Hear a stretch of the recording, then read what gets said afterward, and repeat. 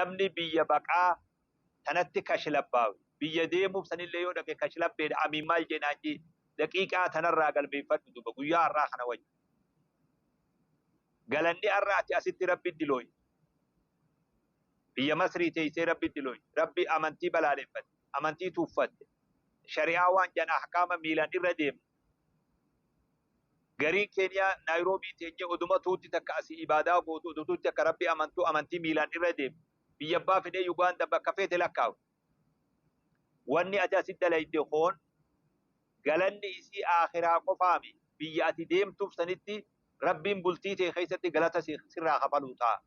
maatii tee keessatti sirraa kafaluu ta'a hal jazaa'ul ihsaan illa ihsaan kamaa tudiinu tudaan akkuma hojjettetti galatoonfata amiin maal jeenaan yoo har'a gama rabbii deebitee toobattee uf sirreessuu baate maatii gammachuu qabdu jaartii wajji gammadu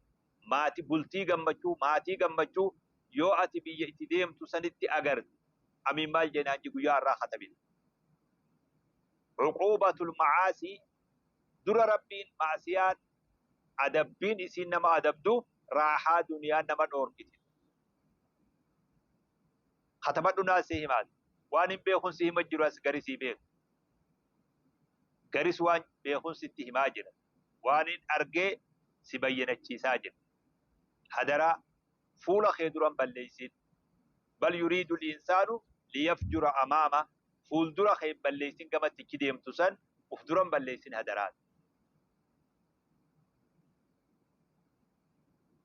hadaraa uf duran balleeysin hadaraa uf duran balleeysin anaa siin jedhu ani nasiihati yaad